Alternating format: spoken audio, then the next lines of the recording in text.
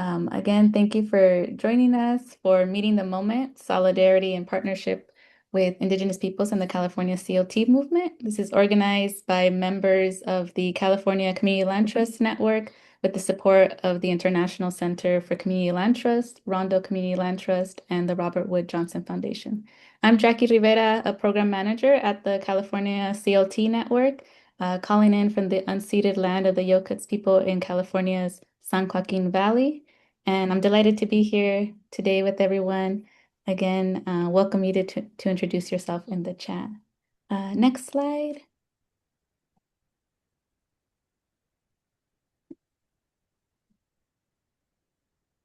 Awesome. We have the honor of being the last workshop in the first ever Global CLT Virtual Summit. This has been a 6-week series of free online events conceived to reclaim and honor the Black and Indigenous leadership traditions that gave rise to the Community Land Trust model and continue to shape our community land stewardship globally. This invitation also came to us at a perfect time and lined up nicely with our own Network 2026 workshop calendar and a Meeting the Moment Solidarity series that we were organizing, which was and is an opportunity to create spaces of dialogue and lateral learning for our Community Land Trust members and how they're showing up for communities facing attacks, both historic and within our current political climate. And we look forward to expanding that dialogue today in this global audience. Next slide. Before we begin, just a few housekeeping notes. Please submit any questions you may have throughout the session in the Q&A box function. The session is being recorded, and any notes and links will be shared with all participants after the event. Today we have live interpretation in English to Spanish. And so, si ocupan interpretación en español, la función está abierta. Please choose your preferred language there. And please stick around to the very end for our exit survey. We appreciate your feedback. And next slide. I'm excited to present today's speakers, and I encourage folks to read their full bios in the event landing page, which I'll drop on the chat. And yeah, thank you for introducing yourselves. And so starting off with Darlene Franco is part of the Wukchumni Community Land Trust and the tribal chairperson and chief executive officer of the Wukchumni tribe, whose ancestral homelands are near what is today known as Visalia in Tulare County. Darlene has worked all her life in Native communities, including directing statewide Native language revitalization programs, coaching youth sports teams, leading health and wellness cultural programs, providing cultural curriculum development, and teaching and practicing her tribe's culture and running ceremonies for her people. Then we have Erin Monroe, who is co-founder and co-director of Pathways of Purpose and the Liberated Futures Lab Community Land Trust. He holds a Bachelor's of Arts in Environmental Studies and Community Organizing from Cal Poly Humboldt and is a writer, media producer, agroecologist, and environmental consultant. Erin's work is focused on Afro-Indigenous foodways, land stewardship, climate resilience, and sovereignty for BIPOC communities. Pathways of Purpose Theory of Change is inspired by his vocational development process and unique educational path in environmental justice and advocacy. Excited to hear all. And Alice Lincoln Cook of the Karuk tribe is the co-founder of Fires Keeper Alliance and a partner of the Liberated Futures Lab Community Land Trust. Alice draws on a lifetime of working as an independent artist, traditional basket weaver, cultural bearer, and cultural fire expert. She is passionate about teaching the practices she grew up with to help others manage ancestral lands and waters in a good way that is healthy for all people and our culture. Since obtaining her basic 32 red card firefighting certification, Alice has given trainings in California and nationally. And last but not least, Ruth Wortman is of many tribes and many nations, both native and non-native. She is of Yurok, Toloway, Diné, Matol, and Wiyot descent. She is the founder of the Humboldt Healthy Families, the cultural coordinator for Surreal Leaf Healing Center, and a partner of the Liberated Futures Lab CLT. Along with her professional life, Ruth is a mother, ceremony leader, cultural bearer, tending to and weaving community wellness regionally with cultural revitalization, recovery pathways for intertribal Native families, women, and Two-Spirit communities. Super excited for folks to hear more.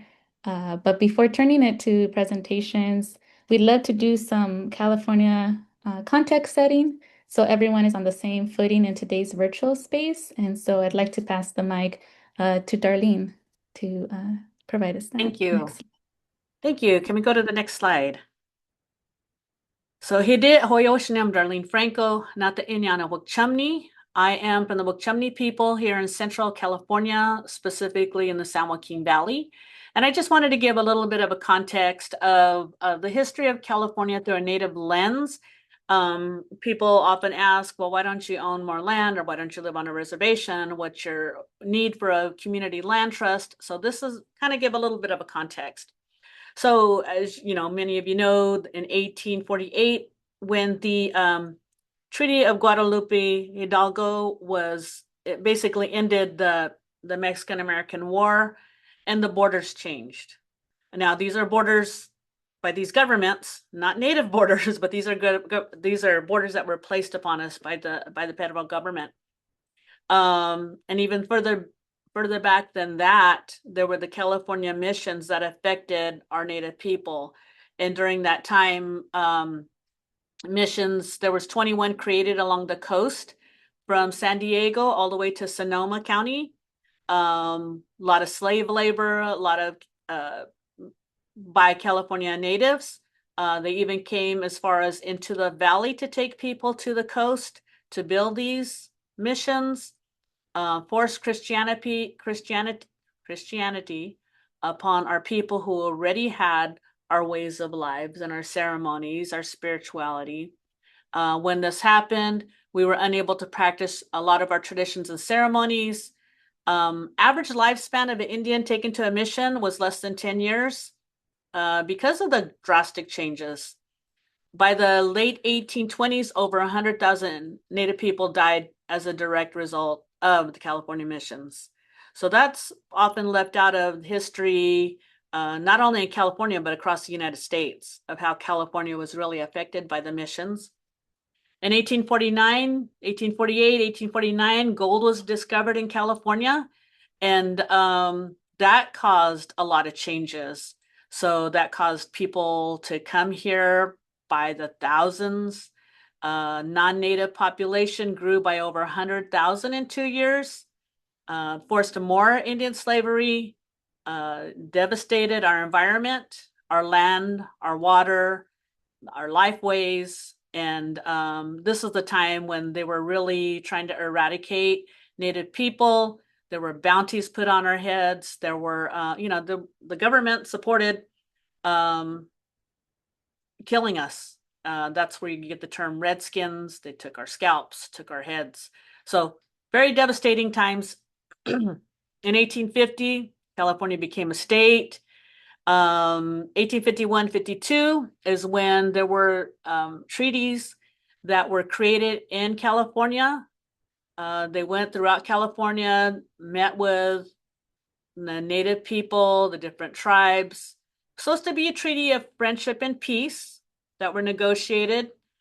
However, because of the gold rush, when these went back to the to the United States Senate, they were not ratified and they were not signed. So even though all the Native people signed these treaties, they were not signed by the federal government, and they were actually hidden for over 50 years. So that was affected how we lived our lives and how we were able to access land anymore. So there was also in 1851 is when they started reservations and rancherias. And basically these were created for homeless Indians. Reservations that were established. It may not be in a tribe's aboriginal territory because they moved people, because they wanted certain pieces of land, and not all tribes received reservations. And this caused, because of that, and a lot of Native people chose to stay where they lived naturally and where they always lived, didn't receive land, so they may not be recognized by the federal government as a tribe. So you hear the term federally recognized tribes, non-federally recognized tribes. It doesn't mean that we weren't practicing our culture and our way of life, because I come from a non-federally recognized tribe. And so that was another thing that happened. In the 1860s were the Indian boarding schools, 1880s through 1960s. And boarding schools were set up to assimilate the children. They were set up to basically beat the Indian out of us, take away our culture, our life ways. And they thought by doing that to our children would force the next generations to not be living Indian way of life anymore. Forced us to cut our hair, forced us to learn English. No traditions were allowed. We were punished severely and abused. A lot of devastating things happened during these boarding schools. My mom was actual survivor of an Indian boarding school here in California. In the 1884s, there was also the Dawes Act, which gave land allotments to Native people, non-Native people. As a result, there are still a lot of Indian trust land allotments that is still basically overseen by the federal government. So that was kind of a give and take. On my grandpa's side, we received land allotments. On my grandma's side, she was on a reservation at Tule River. Other things that happened to our land is the dams that diverted water, a lot of times for agricultural reasons, but it affected the Pine Flat Dam that was built in 1954 affected the Kings River. We had the Success Dam that affected the Tule River. And then in 1962, the Terminus Dam that affected the Kuya River watershed, which is where my people came from. So a lot of land issues and problems caused by the history. And I just wanted to kind of throw that out there at the beginning so that people knew a little bit more about California. I understand this is a national webinar today, so feel free to reach out to me if you have any questions about this. But our particular tribe was landless for a lot of years, but that's changed because we bought a piece of land last year. But anyway, that's all I have for now. Thanks, Darlene. And throwing it out there, we're international today, so even Okay, bigger. awesome. And with that, we also want to, for those that are not familiar with the California Community Land Trust Network, we also want to share, first and foremost, recognizing that history and acknowledging that we and all our members reside and work on the ancestral and unceded homelands of Indigenous peoples of Turtle Island. We have deep respect for tribal communities who are the original and continuing stewards of the land, waters, and resources. And in that spirit, we're committed to supporting rematriation of land and land back decolonization, whether through the community land trust model or not.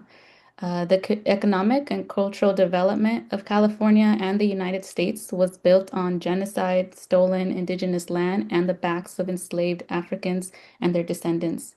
As such, we recognize the diversity of struggles for justice and honor the interconnected movements for indigenous sovereignty, Black liberation, disability justice, immigrant justice, gender justice, and other liberation justice movements, and support CLT's autonomy to carry out efforts and campaigns that honor their local contexts and unique histories, which we'll get to hear more of today.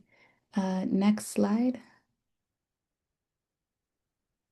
Briefly, again, for those that are not familiar with the CLT network, great to see so many of our members here today.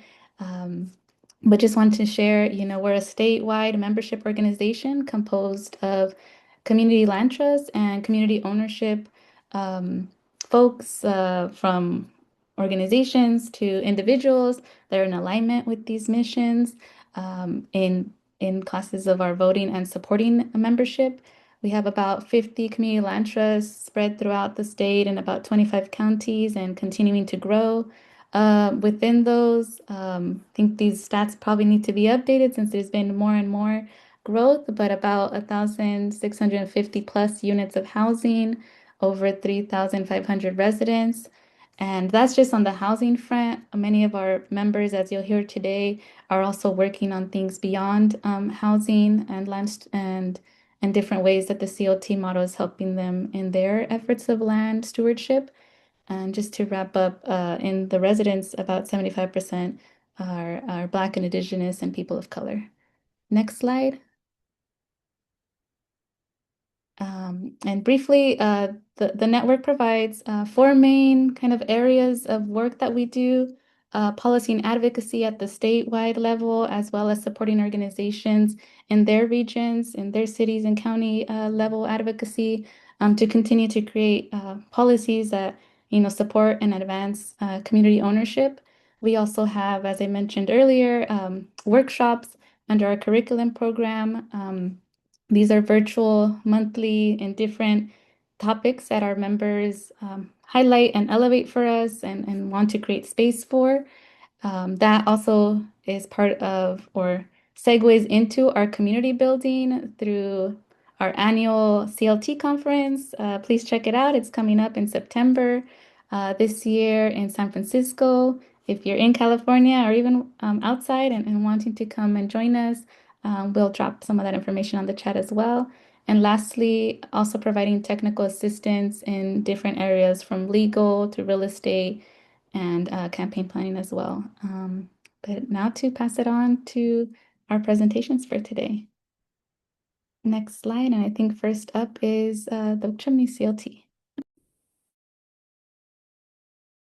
Back. So Wukchumni CLT, this is our community land trust. This picture right here signifies how our houses used to be back in the day, traditionally, and what we're hoping for the future is where our next project is to be building some apartments. So we're a tribal-led community land trust focused on providing affordable housing for our elders and our community and holding land in perpetuity for our future generations. And that's the most important thing for us really is our future generations. So next slide. So here's a picture of our traditional lifeways, gathering food in our baskets. And then there's a picture here that we have of our elders.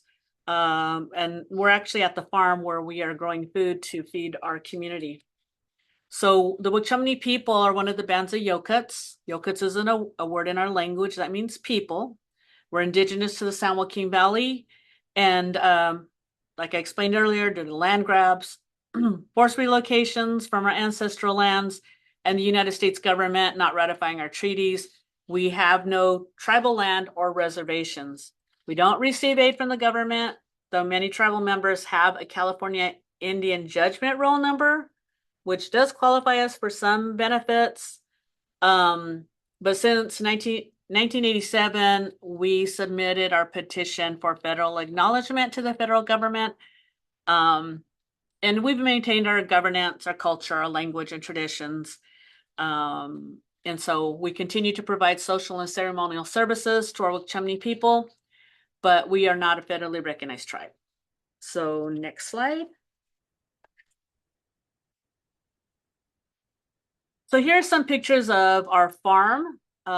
We have intergenerational, we have little kids all the way to our elders. We also have a youth services program, prevention program. That's a picture of some of our youth on a drum. We have a food pantry that is assisted by a local food bank and then the food we grow at the farm. And we distribute weekly to our tribal members and actually anybody in the community who needs food. We also have chickens, so we distribute eggs. We have a couple of goats, and yeah, the farm is growing. And we also have a native plant nursery. We have a couple of hoop houses where we grow native plants, and we encourage people to plant these plants in their homes at the farm. The property is about 27 acres. We have a grant where we are removing all the invasive species and trying to replace them with native plants, recreating habitat for some of the animals that have not been able to live there. So because of our webcams, we've seen foxes, we've seen coyotes, we've seen blue herons, we've seen just a lot of different animals that are actually feeling safe enough to come back to the area. We have a lot of species that are endangered that we've been able to catch also on camera. So we operate the tribe, we oversee all these businesses, fundraising efforts, and a lot of education, cultural, food sovereignty programs. But one thing that we were missing was providing housing for our people. So next slide, please. And so what we wanted to do is we want to recreate our village. And so this is kind of a sketch that I did at one of the workshops I was at. It's kind of dreaming. What do we want for our people? And so we wanted things like affordable housing. This particular drawing is, like I said, a rough sketch, but it's got our gymnasium here, a tribal office, a market, our cultural center.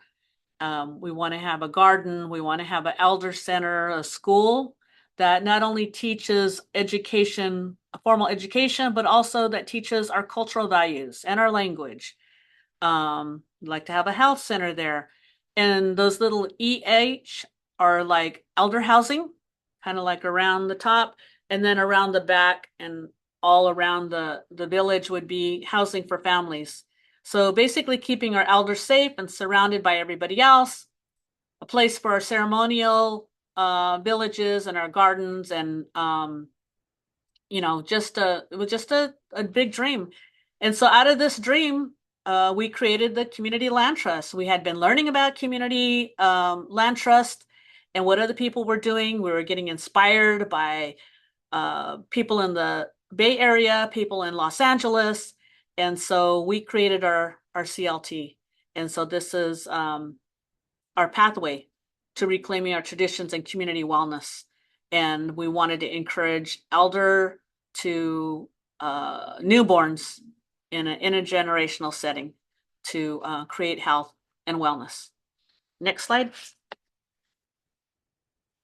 So in January 2025, we did a housing needs assessment. And so what we found is, of course, we had a high housing demand. Over half of our respondents, 53%, lived in overcrowded multi-household homes. There was a strong interest in having tribal housing. So 88% of our respondents wanted to relocate to tribal housing where people were living together and taking care of each other. Our cultural priorities were clear, that we needed ceremonial grounds, we needed elders to be with our families, health and wellness was important, and then having a place for gardening and nursery space. What we also seen is that the average median income for our people in this area is 46%, which is low. So all respondents express interest in the Bohache village, that means family village, for the opportunity to revitalize the tribal culture and surround themselves with family and heritage. Next slide. So that survey was done in early 2025. And then we just kept talking to people. In June of 2025, we got our formal Community Land Trust nonprofit approved.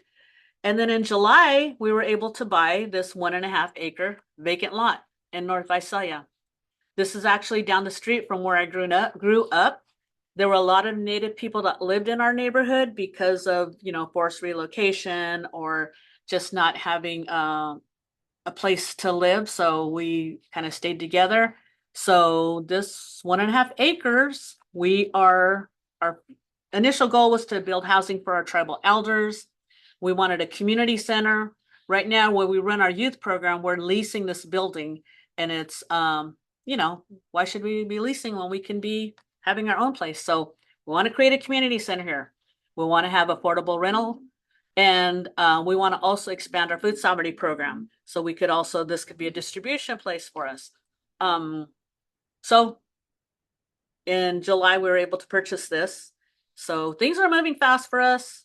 And we hope that with what we're learning, we can share and help other people create the same thing. And there's only maybe 2 other CLTs in the Central Valley. So we're kind of paving the way. Next slide. So we're building for the future. We have our elders, we have our kids involved in everything, from our youth programming. Our elders come in from our we do digital storytelling with some of our elders. So we've had youth come in to help with the digital stuff. So it's always a win-win situation when we're bringing our families together. So the housing report that we did, it gives us a really good understanding of how our people are currently living. We have a lot of couch surfers. We have a lot of, especially young people, young adults who can't afford to rent a place on their own or have difficulties if they have a young family. So we were able to see a lot of reality in our community. We were able to gather preferences and aspirations from our members. So with all of this going on, we hope to launch a fundraising campaign um, to support more land acquisition and our pre-development for our bigger village, like our big vision is. We have been collaborating with some brokers, but we're really looking for other places, suitable parcels to expand and build the bigger dream of what we want. We are establishing partnerships with experienced nonprofit housing developer, with self-help enterprise. We have already established that, but also with local tribes that are building affordable housing, such as the Big Sandy Rancheria. We've been engaging with other organizations through the Community Land Trust Network that have already been through some of these things. So we've been learning and visiting their sites over the past couple of years. And we are facilitating community-led design process for this land. We already have a kind of a plan. We need to get things approved through the city and yeah, so anyway, it's exciting times. Every time I drive children by there, they're excited. They're like, that's our land. What are we going to do with it? And we're going to build apartments. And these are like city kids, and our kids don't go to school. Not very many go to school with each other because people live at different areas of town. And so they're excited about being able to live closer to each other. And next slide. So you can find more information at our websites here. At the Wukchumnitribe.org, you can also see a film that we did. It's about a 10-minute film talking about a little bit of our history, but also about the farm and what we're doing at the farm. We have YouTube channel. We have Facebook for our farms, Instagram for our farms, and we also have for our youth program too. We have a lot of programming with youth and prevention and culture and wellness. So that's our story on Community Land Trust. Thank you. Thank So you. I'll turn it back over to Jackie.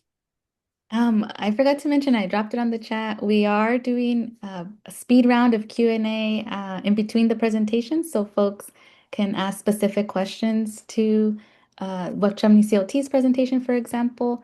So if folks want to drop any, we have like speed round, like 5 little minutes.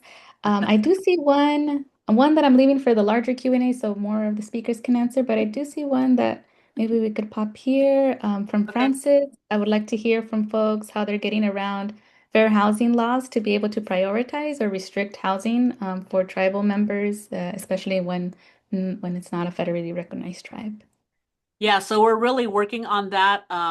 And part of it is, meeting with our community land trust, people that want to rent, is some of the conditions that we're establishing, like, wellness. Not everybody wants to, live in a lot of cultural things. So we are being very careful about that. It's not fully developed, but we are working to create something because we know that there is fair housing and we want to make sure that we also want to make sure that our tribal members receive the priority.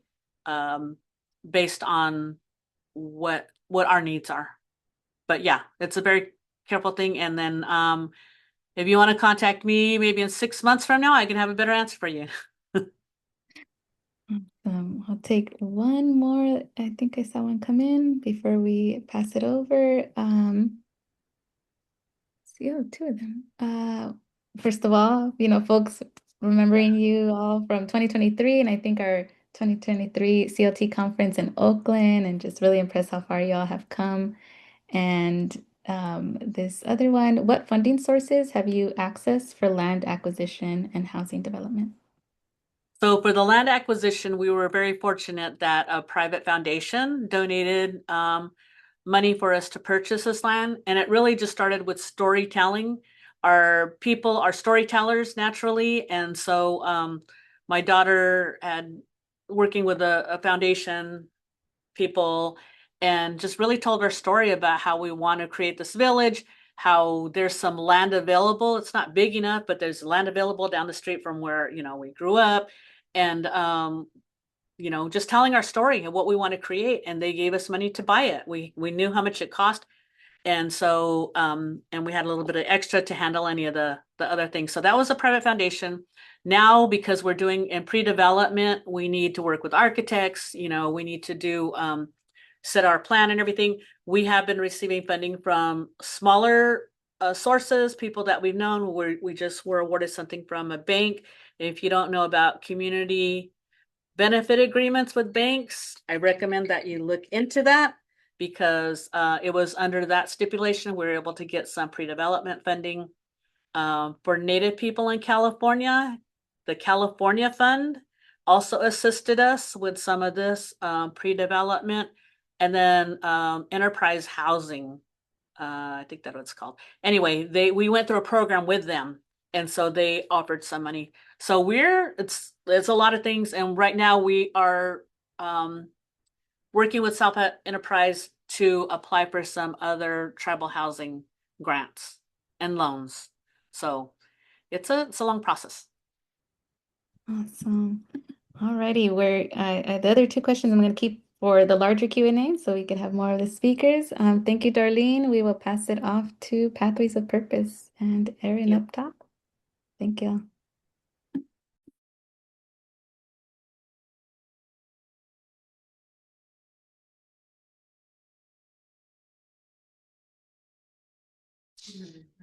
Hi, thanks so much. My name is Aaron Monroe, co-founder and co-director of Pathways of Purpose, alongside my wife, Dr. Suzanne Sarli.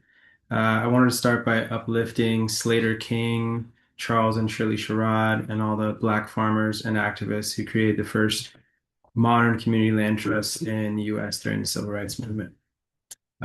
So welcome to Liberated Futures Lab presentation. This is a project of our organization, Pathways of Purpose, or POP, and we're a Black and Indigenous-led community land trust model in the Northern California rural Redwood region. Next slide. So Pathways of Purpose empowers youth in the community to dream big for their lives and the world by providing asset-based STEAM, educational, and vocational programs. We address the growing risks of climate change, social and economic inequities with movement building towards sustainable systems. Next slide. So this is our leadership team. This is myself, along with Dr. Suzanne Sarli, my wife and co-founder. And just to highlight, because she's not with us at the moment, she is a researcher, program and curriculum designer, consultant, arts integration, project and place-based learning, and the list can go on. She kind of does it all for us. So just thanks to her leadership in our organization. Next slide. So I also want to shout out our intertribal advisors and partners, two of which are here today. Alice Lincoln Cook of the Kuduk tribe will be joining us. She's a cultural fire practitioner, teacher, basket weaver, and co-founder of Firekeepers Alliance and the former chair of the California Indian Basket Weavers Association.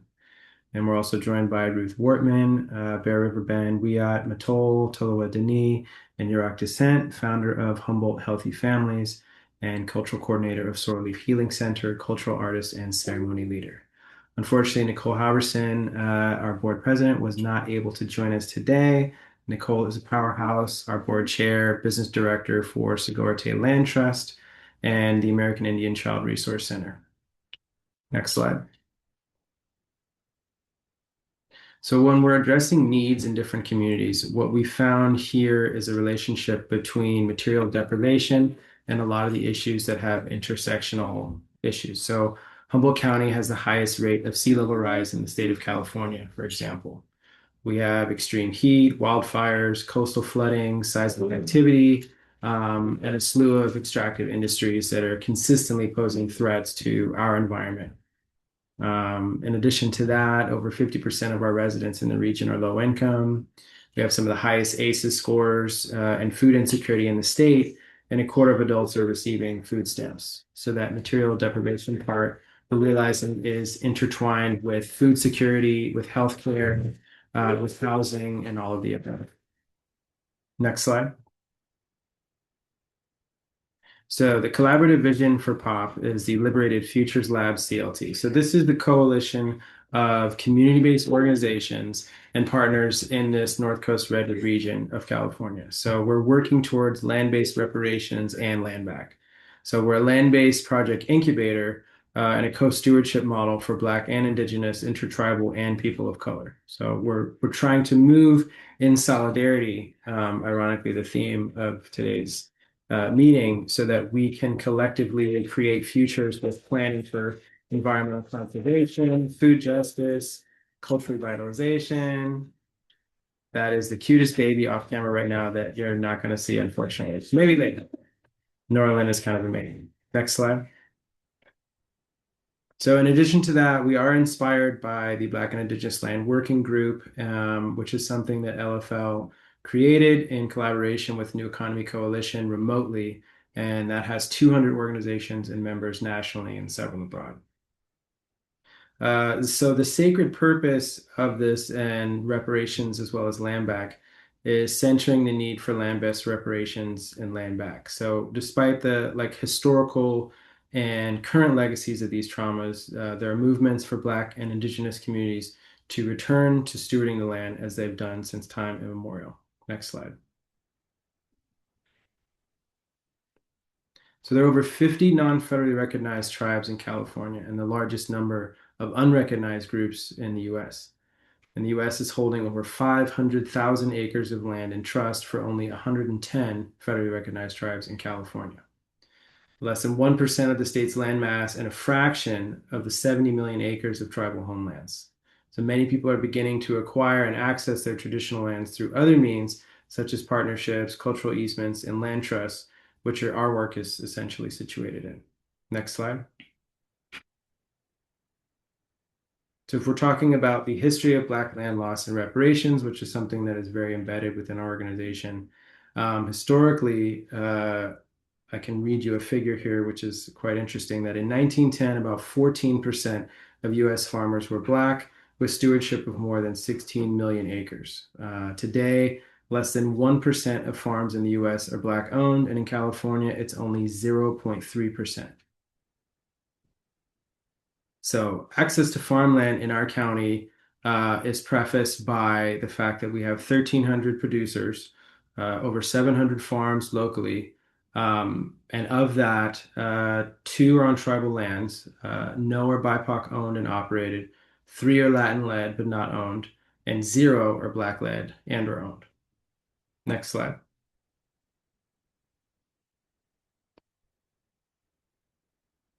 So in this configuration, you'll see this is kind of an imagination of what we're considering as our proof of concept site in discussion of land having memory. So this mock-up here shows community space, commercial kitchens, offices, food forest, farms, arts and cultural annex, retreat cabin, elders village. So all of these things that are connected to the needs of the people in utilizing the land. Community land trust in and of itself, I believe, does afford the opportunity for Black and Indigenous people and people of color to access all of these parts of needing to thrive, not just survive, but to thrive. Next slide.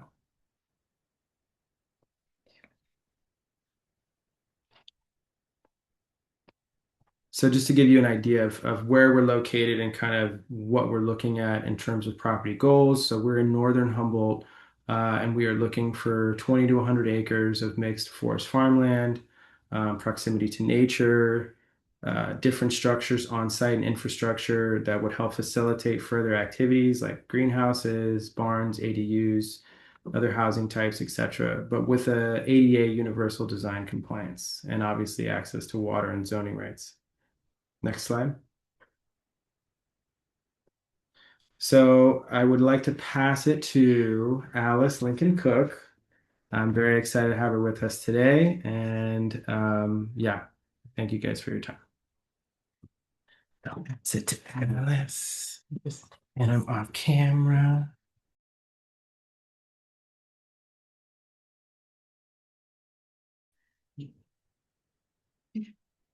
Maybe.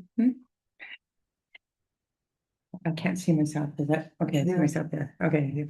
Good afternoon, everybody. My name is Alice Lincoln Cook. I am a Cutout tribal member, and I'm here today to talk about culture fire and managing the land and land back, which I think is a great combination all together. So bear with me as I get through this because I'm not used to doing slides and doing what Erin does so well. So I'm usually just wrapping off whatever I say. So bear with me.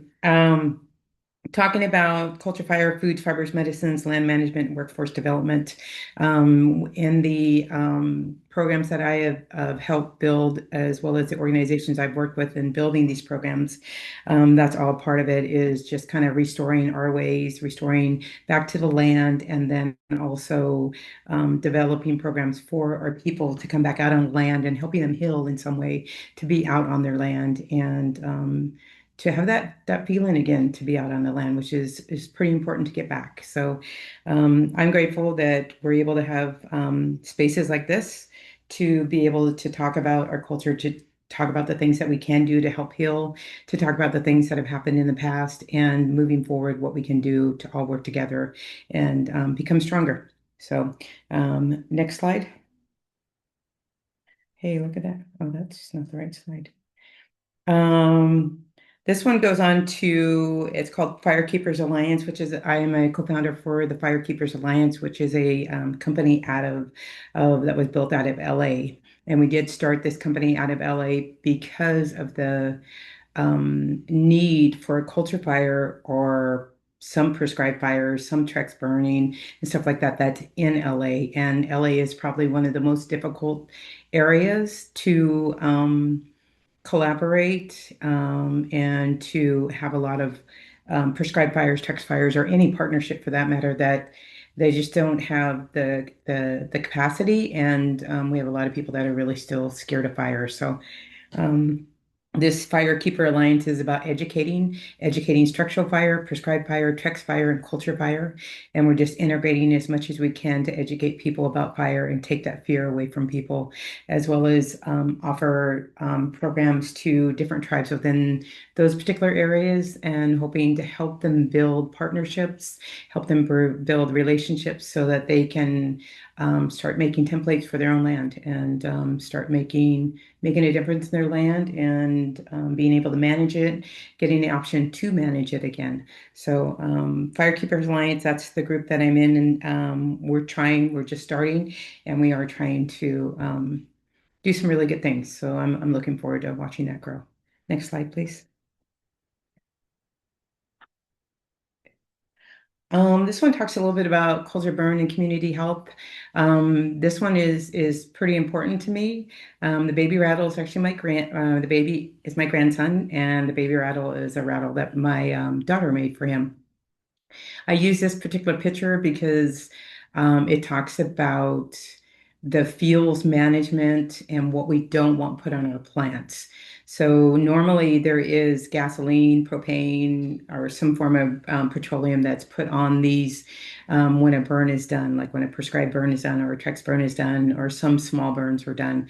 And I'm trying to veer away from any type of petroleum at all because of the very reason where he's putting in his mouth. And so we also make cooking baskets, so it would be the exact same thing. We'd be cooking with whatever fuels were manned with that land. So for us culturally, we go away from any type of gasoline, and I really push for going away from any type of petroleum for that very reason. And as weavers, we also put the sticks in our mouth. When we clean them, we put the sticks in our mouth. When we're making any of these items, we put it in our mouth. So it's super important to me to get back to a very long time ago where we didn't use any form of gasoline for any of these materials. So super important. But yeah, that's Lincoln, and then on in the middle you can see where we're gathering. So on the left is Verna Reese, and she's a master weaver in the Karuk tribe, and then that's my nephew Jared Lincoln, who is becoming a master weaver. He's pretty amazing. So it's good stuff. Next slide, please. It's not me. So I just want to do one more thing before we finish up really quick, and I think I just have a few minutes, right? So I just want to talk a little bit about culture fire and what it means to me and how I think it's a lot different than fires that are being put on the ground in terms of big fires. I think we need prescribed fires. I think we need Trex burns. I think we need bigger agencies collaborating and doing that stuff. But I also think that culture fire is super important. And I think when we get to spots where there is a plant material, medicine, foods, fibers, anything that we would use ourselves, then cultural people will come out and burn on that land. And I think that is super important. So for me, it's like marking it off, like you mark the trees with a ribbon. You do the same thing for culture fire. You mark that out and say, hey, let them come back and burn this the right way. And I also think it's super important for cultural people to burn their culture, their land. We've been fighting for our rights to do this for a very long time. I don't think it needs to be done by non-natives. I think we need to push through and keep doing that. And with Land Back, it's a great collaboration because we can help manage land. We can help teach the tribes that are closer to them, or have the people out there managing that land and doing what we've done for years and years and years. So, thank you. Thank you for having me today.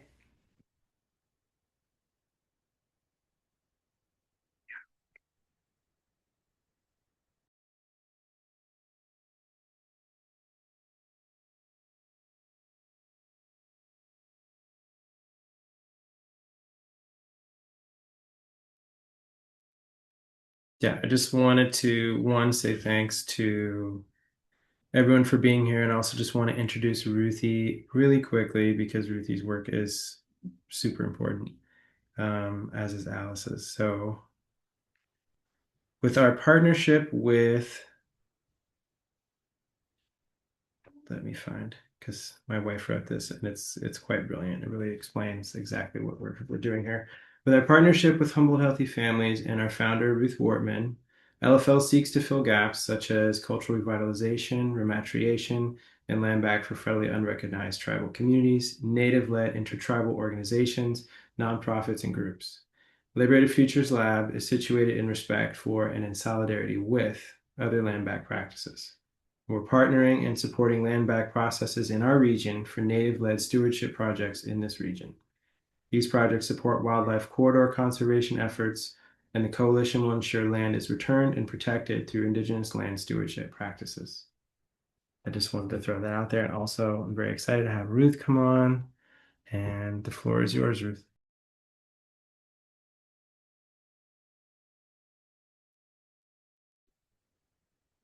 Hello. Shiana Stat Ruth Evelyn Wortman. I'm the eighth of my name. I introduce myself this way to not just acknowledge my Indigenous roots, but also my non-Indigenous roots. And so I just wanted to talk briefly about Humble Healthy Families and what we're doing there. So Humble Healthy Families is a recovery program that is based in Fortuna.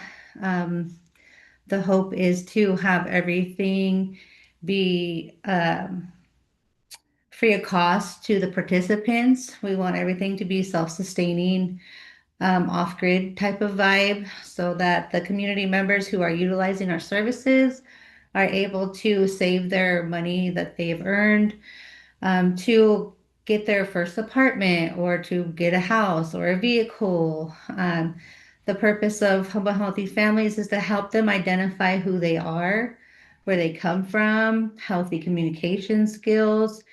And this is all really tied into the land. So where Humble Healthy Families is located, it's very isolated. There's not a lot of people coming and going.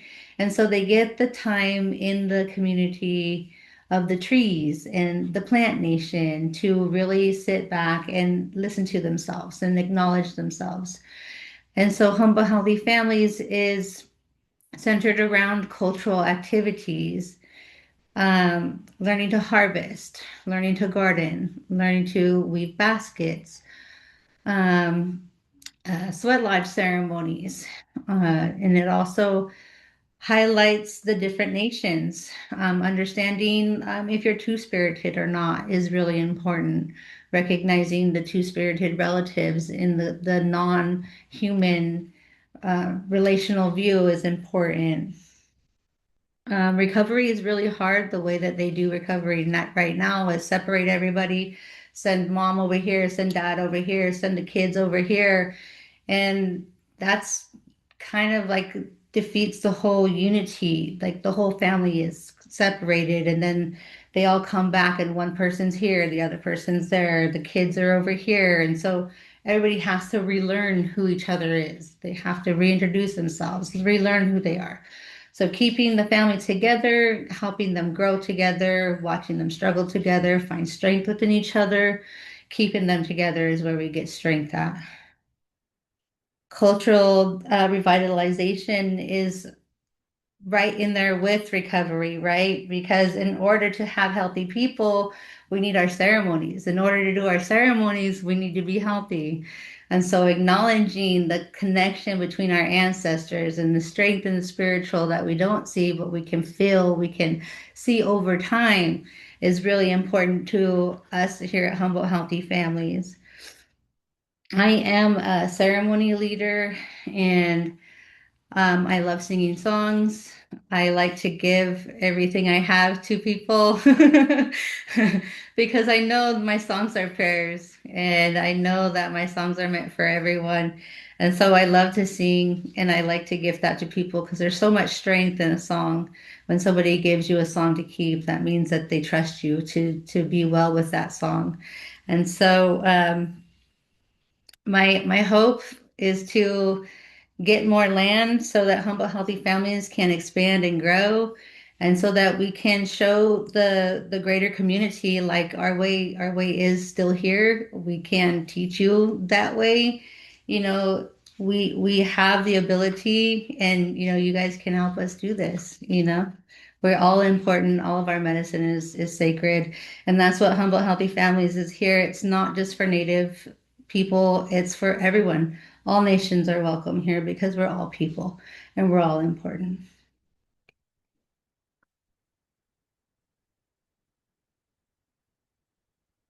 Okay, do I have more time? Yeah? Okay. Thank you. I'll keep going. Wow. I'm not cheering. I'm not crying. You're crying. Yeah. I just want to say thanks to everyone for being here. Thank you, Darlene, for your presentation. It was powerful. Ruthie, Alice, everyone. Yeah, it's really special to be in place together and working towards this greater good. So, Ibase. Thank you, Erin, Alice, and Ruth. We want to again take time to answer some specific questions to the presentations that just happened.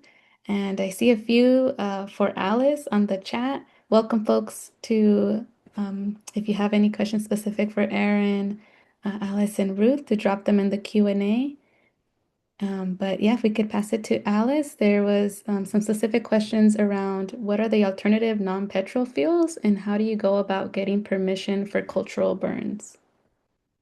So culture burns are different with every tribe. So every tribe has their stipulations and the things that do, and it really does depend on the land that the tribe has.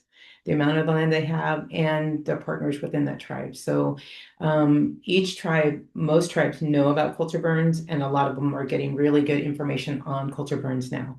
So if you reach out to like your culture department in any tribe, you'll probably find what they're doing and ask about Culture Fire or any other agency around there. Culture Fire is pretty big now. We're getting, again, we're sitting at tables where we've never sat before and had our voice heard and our ways heard, and people are understanding it. And it's a big movement that our culture is finally being taught the right way.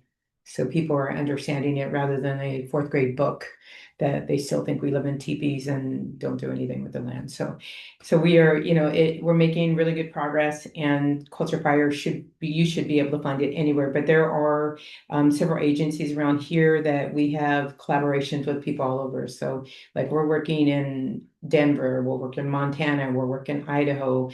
We've been over at Illinois and New York. So we are pushing it everywhere, and it is getting really big. Thank you, Alice. Mhm. I also see some questions here for Pathways of Purpose in general. Going to be combining these two. How is reparations engaged in the work, and have reparations been granted by any government or non-government agency that you may know of? That's a good question. Unfortunately, there is a reparations task force in California. My understanding is so far reparations have not been provided. Um, I would have to do more research, but my understanding is that land-based reparations is still a question mark on the table as opposed to reparations of monetary goods. So, no, in terms of our work, we're considering, and I'm speaking as an environmentalist and a Black farmer, um, is that we need the land.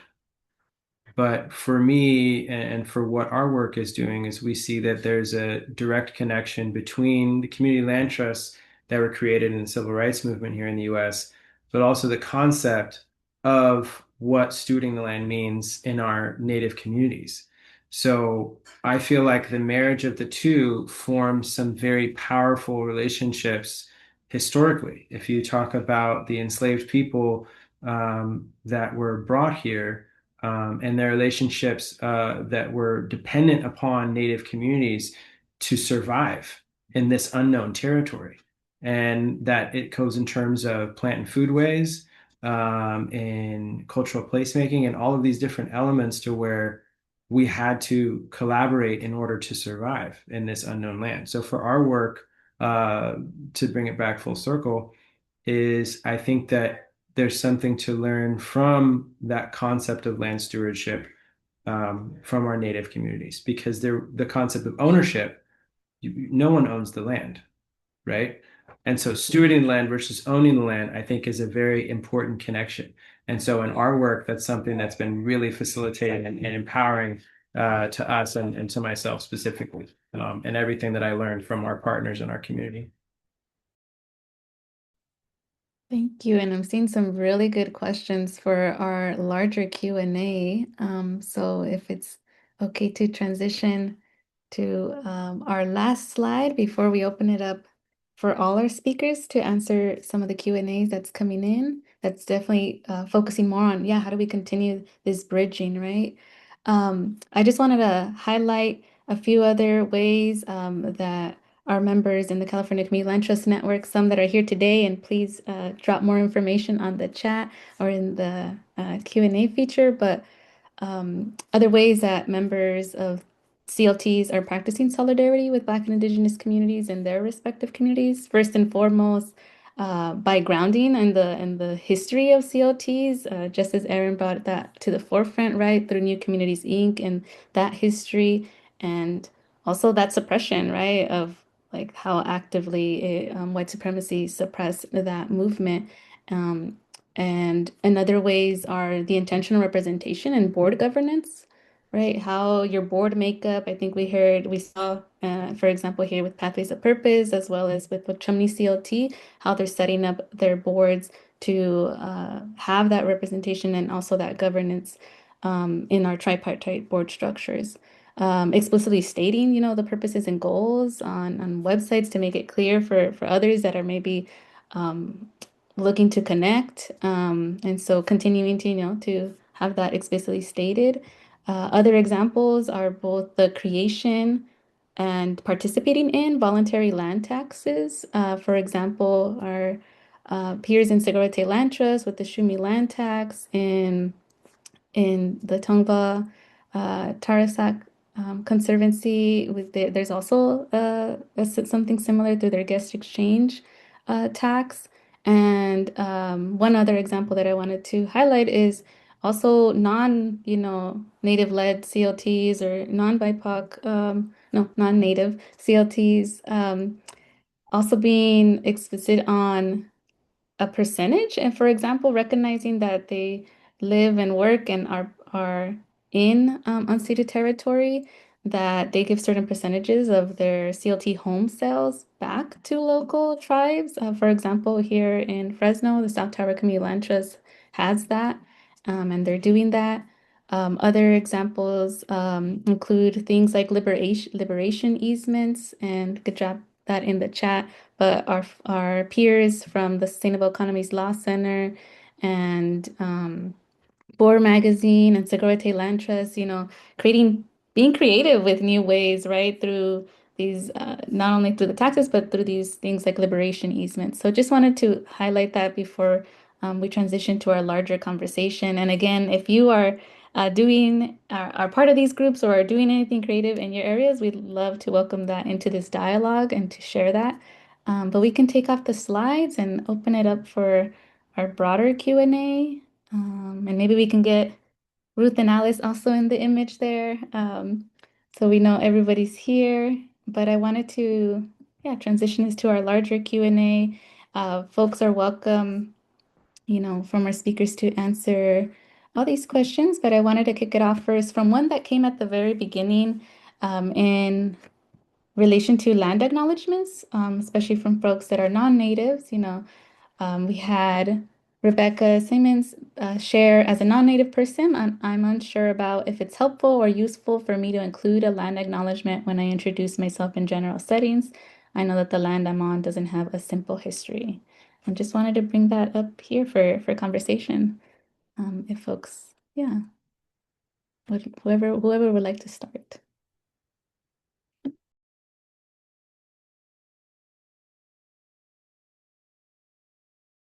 I guess I'll answer. So for me, land acknowledgements for a non-native person is important, that you know where you are and where you're living and a little bit of history of the land. And me as a native person, when I'm asked to do a land acknowledgement for my land where I'm living, it's a little bit different because I know where I'm from and I know whose land this is. So rather than that, I do more of welcome to our land or opening, any kind of presentation. But for me, land acknowledgements are important for people to know where you're at and live in rhythm with the land. My mom has always said, no matter where you go, no matter where you live in rhythm with the land. So people who are not from here and they come here, learn about the people, learn about the ancestors and the earth and how things move and live in rhythm with the land. So I think it is important. I don't know if you need to, I forget what the whole question was, but I don't know if you need to acknowledge it all the time in all your meetings. But I hope I answered the question. But open it up to anybody else who wants to answer. Acknowledgement is imperative. I think it's something that no matter where I go, whose ever land I'm on, I will ask them to do the opening prayer. It's their land, and for me, that's respect of their land. And I'll acknowledge it over and over again until people understand the land they're on. And it's super important. It is something that I was raised with. No matter what we do, land acknowledgement is vital. No matter where we're at, whatever land we're on, that's what we're gonna find the person that belongs to that land or is the closest one to that land and acknowledge to the best of their ability. I'll never ever go to somebody else's land and say, and acknowledge their land. That's not something I would ever do. So, and that's what we're taught. So it is imperative for me, no matter where we go, what we do, or how many times we do it, we acknowledge that land so people understand it.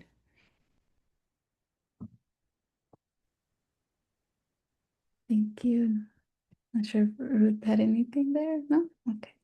We'll go to Erin, you were kind of not kind of in your last response to the questions around reparations. I think you were also getting at this question, but wanted to also bring it up to others in the space from Kendall around how do we continue this conversation and aligning the shared goals of reparations and land back? You know, how can we bridge these very different communities in some ways, you know, as you were mentioning, also the similarities. But yeah, I wanted to bring that to other speakers if y'all had more to share or if you wanted to expand on.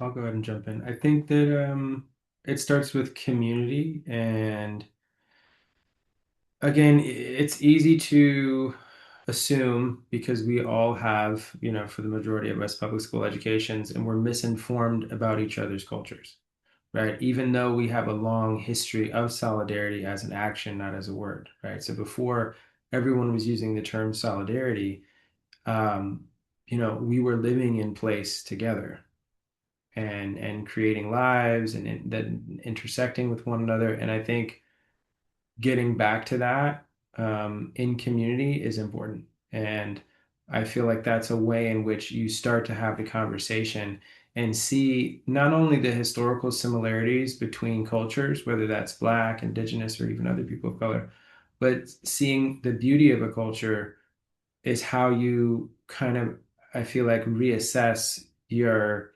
presuppositions around that culture or what is being shared publicly or what is general knowledge, right? And no one really knows until you start having conversations and making friendships and investing. You know, I can't assume that anyone will invest in me or my people until I invest in them. So I think it does come down to not just respect, but care, community care. Thank you, Erin. If others would like to share. I also would like to welcome folks. We can bring, if you raise your hand, you know, folks are dropping some really good questions on the chat, and I welcome also for you to, you know, be able to share that question yourself, or expand on it a little bit more. So just if you didn't see, you are able to raise your hand, and we could bring you into this dialogue with all our speakers. While we have maybe some brave souls do that. I'm going to read another question. And I think actually this one's a comment by Robert, I think in relation to what we were talking about, you know, other creative ways as well as land acknowledgement is the Canadian CLT workshop that happened earlier this month. And I also got an opportunity to attend. One of the speakers shared that the land in one of their land trusts was given a chair seat of the board and allows it to hold space in all their convenings. Like it was literally assigned a chair in their board. Um, I see another question here. I think both of y'all, both of the organizations, you know, Wukchumni CLT and Pathways of Purpose share these really beautiful designs and plans, right? And there's a question around, you know, what are some of the inspirations for the urban design drafts or plans in the context of the land trust and the recently acquired land, and how important is Indigenous urban design to the conversation of land back and stewardship? They're really meaty, so.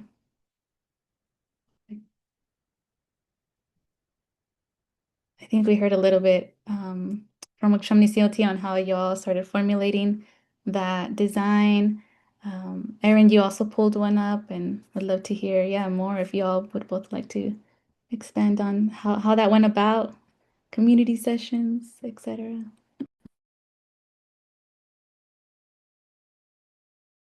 Well, we've had community sessions and a lot of things that we incorporate into our designs, whether it be we're also redoing our logos and our branding right now.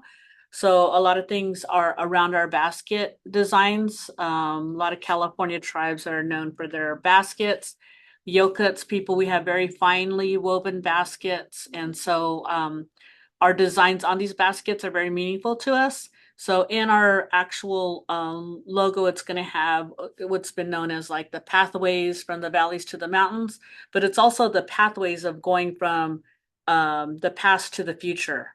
And so that's a very significant design that we incorporated into what we're creating.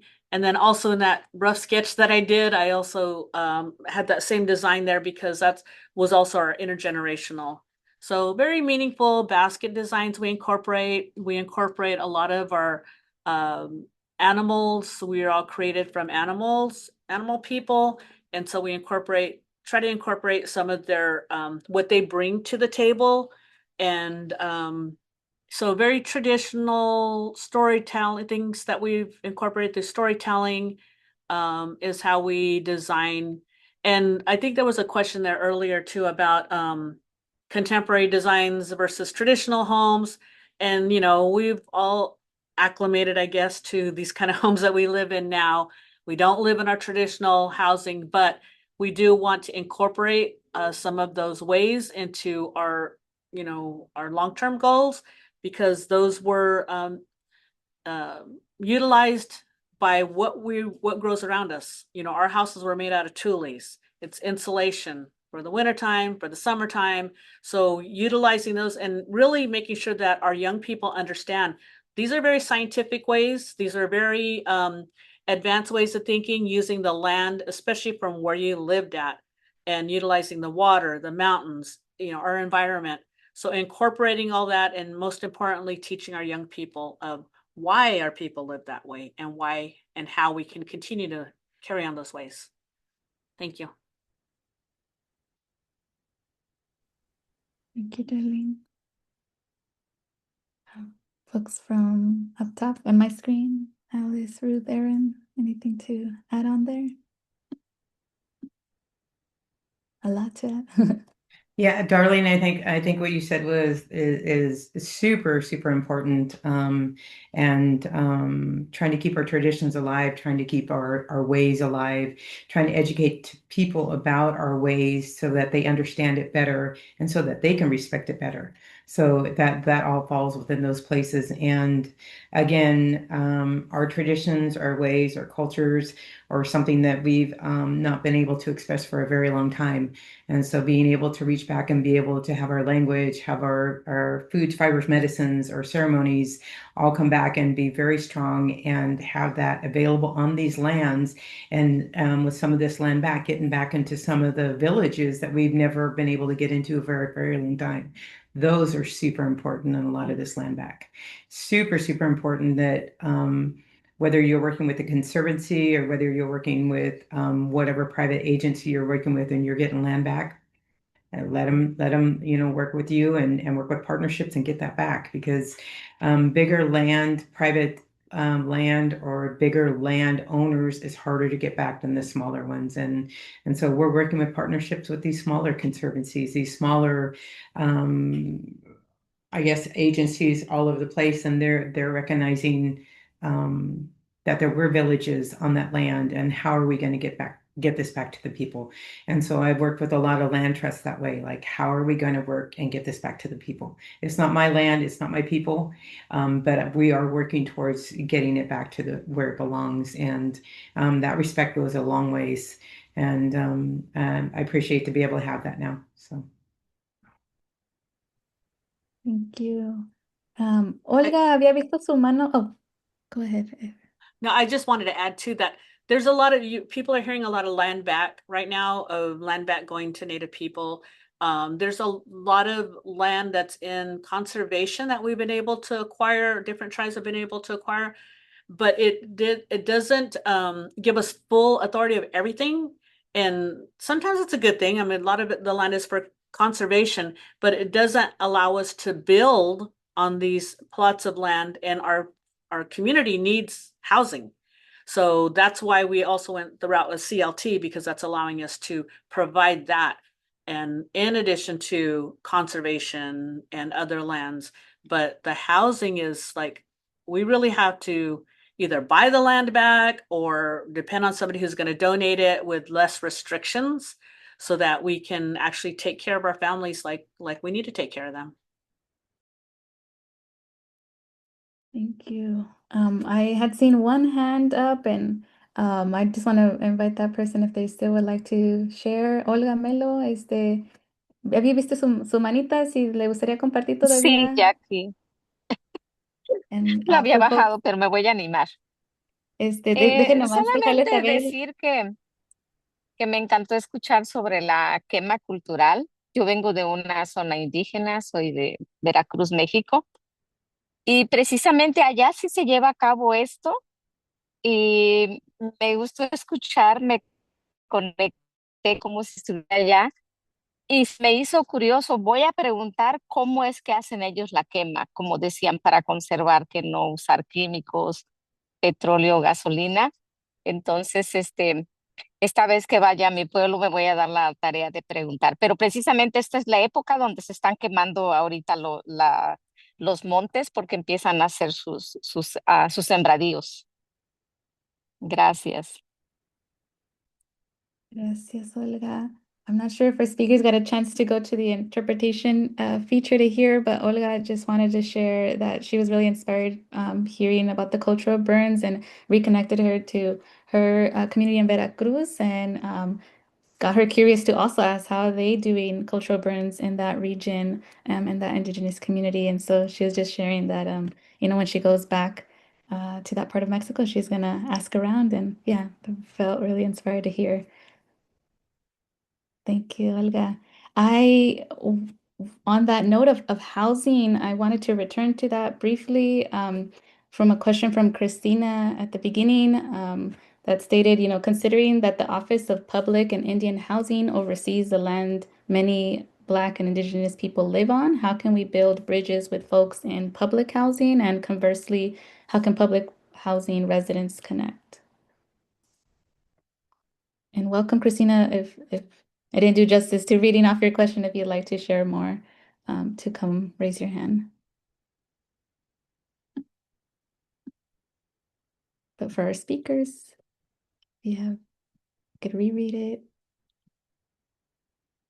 Oh, so okay if we don't know the answer to that one, we don't know everything here. I would say Sorry, for yeah. transparency, I don't know the answer to that, but it is a really good question. I think to touch on what Darlene mentioned, that's why the community land trust model is so important, and I think relevant for a lot of nonprofits is because having that flexibility of being able to address food insecurity, housing, entrepreneurship, build generational wealth, steward the land, conserve the land, preserve the land, all of those things are accessible through a community land trust model. And I think we're able to pinpoint the needs of the community. And to touch back on the question prior to that, I think the design for us that was created was also through community input. So through all of our partnerships, we realized what the community needed versus deciding ourselves as an entity what we thought the community needs. We're originally from Oakland and Berkeley, the Bay Area. We've only been in the rural community of Humboldt for about 5 years. So our design has an overlap of urban context of how we were raised and what we're familiar with, especially in the communities where, the Black Panthers were created, but then also in this community where we have to understand that the landscape is not only different, but the needs are different. But now those needs have overlap. And like I said before, the overlap between communities is so relevant, and you don't have forward momentum in solidarity without having those conversations. So the design element, I think, kind of facilitated that relationship. And as far as public housing goes, I think that's something that can be connected with local government to see like what are the options of connecting public housing and community land trusts. Talking to elected officials and seeing like, you never know if your city is willing to donate land for a community land trust. You don't know if your county is like, we have this open lot and this empty space. How can that benefit the community and in what way? So I think having those open dialogues is important in your own respective communities. Thank you. I'm gonna read off one more before I kind of give it back to the speakers to share, a closing thought. But from Kendra Johnson, again, beautiful presentations to you all. Thank you. She's participating from the ancestral lands of the Southern Pomo people and is interested in how community land trusts are seen by your respective communities. What is a liberation easement, which I'll answer briefly. And are any of you working with cultural access easements? What are your feelings about these? Multiple questions. I appreciate the deep solidarity you're holding between groups who have been dispossessed and cut from the land, and wonder if any of your orgs are also working in solidarity with Latinx immigrant farm worker communities at this time as well. I'll just answer briefly and welcome if any of our peers from Segurate or Selk or Poor Magazine are here. But I'll drop on the chat the liberation easement that just this year went through, and it's basically a commitment from Poor Magazine, that if they ever go astray from their mission of their housing developments, that would be returned to Segura. That would be that land and that housing development would be given over to Segura Lake Taylor Land Trust as part of, like, if they are no longer in alignment with their own mission, then in as that part. But I recommend folks to read up on that on the chat. And again, if anybody from that organization is here, feel free to raise your hand and share a little bit more. But I'll return to the questions that were on here, which is, yeah, do y'all work with cultural access easements? Any feelings around those? And if you work in solidarity with Latinx and immigrant farm worker communities in your respective areas. I'll go. With cultural access easements and agreements, we don't actually have any formal ones right now. We have a lot of informal ones where we worked with like Sequoia Riverlands Trust, Cultural Conservancy. We are working on formalizing those though, so that it's just better to do that. I have to say that it's something we need to do now to have the legal access, but to have to ask permission to go visit our sacred sites is really dehumanizing. Those are places that my ancestors took care of, and we're able to go freely, but because land is owned differently now, so it's hard, it's difficult, but it is something that we need to do now to be able to go to those places. And I'll just, as an example, I used to gather basketry materials with my grandmother, and her laws were she took care of the plants and the animals and things that she took care of for thousands of years, or for a lot of years. And so when I would go with her and, have to lift open the fence so she could crawl in and I could crawl in, and we'd go gather our basketry materials, I didn't realize I was breaking the law. I was a child. I was young. I didn't realize I was breaking the law because that wasn't our land anymore. It was somebody else's land. But what I come to understand is that grandma was following her law, and her law says, I got to go take care of these plants. They need to be pruned. They need to be harvested. They need to do those things. So land access is always very touchy, and it's touchy for me because it's very emotional, I guess, when I think about those kind of things. So I know it's something we need to do now. So we are working with creating those in a formal way. The other thing was on here about, let me see. I forgot whose question that was. There was something else I was going to answer. If you're working with Latinx or farmer communities. Yeah, so in our area, we've formed different when we first, some of our first funding was in coalitions, working with groups that, like farm workers that wanted to create their own farms, but they were the laborers. They weren't the owners. They didn't have access to land so that they can create their own farms. So we have been working with groups like that, partnerships, and just really kind of studying how we can get funding for the different programs that we all wanted to do. So yes, that's been very important to us, and also learning. We were teaching them things, they were teaching us things. So it's important to work with your community, and not just people who can give you money or give you land, but other people who are in the same boat as you, that we're all trying to learn and teach each other. So yes, we do that.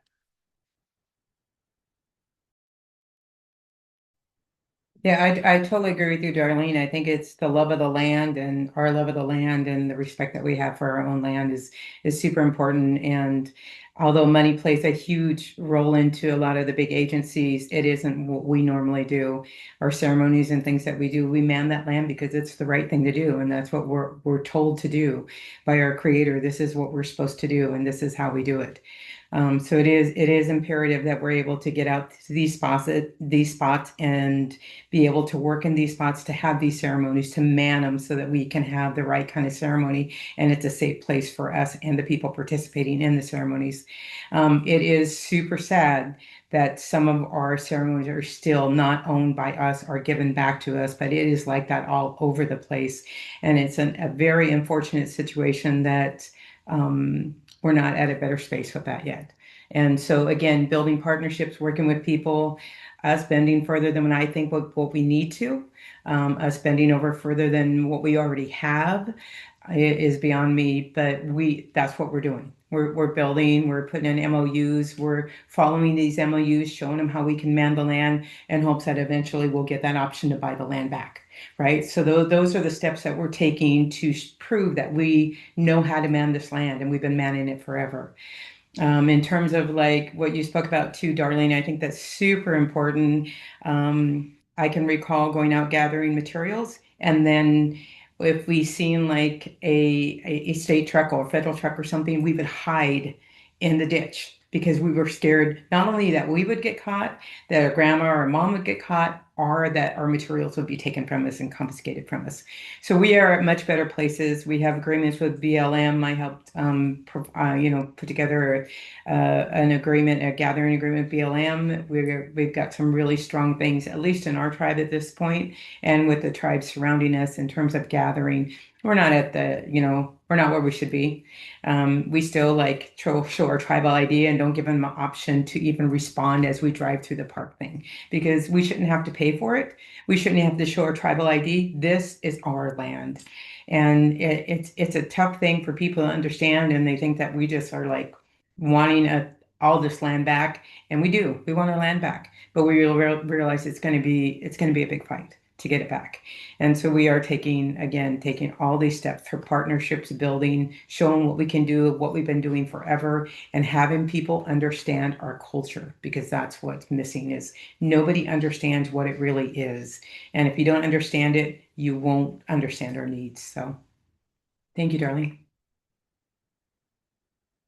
Such good questions coming in, and we are out of time, but I want to say that we're going to be hopefully continuing this dialogue within the network, within the California CLT network, and please stick around for the exit survey so then the International Center can also hear. We want to continue these global dialogues. For those that are not connected to us already, just a quick little snapshot here of the California CLT network. Check us out, join our newsletter, become a member. But in our last minute, I want to pass it back to the speakers on any closing, super short thoughts, calls to action, etc., before we close out our Zoom today. Thank you, everybody. I was was worried about the timing, but I learned a lot, and some of the questions really made me think. So thank you. Yeah, I wanted to say thank you as well. Thank everybody for listening. I hope we opened up some ears and some hearts, and understanding where we're coming from, and how important our heritage, our way of life is to us as well. Thank you. Thank you, Erin, Alice, Ruth, Darlene. Thank you all. Please fill out the exit survey. We appreciate your feedback and look forward to our next conversation. Have a great rest of your day, everyone.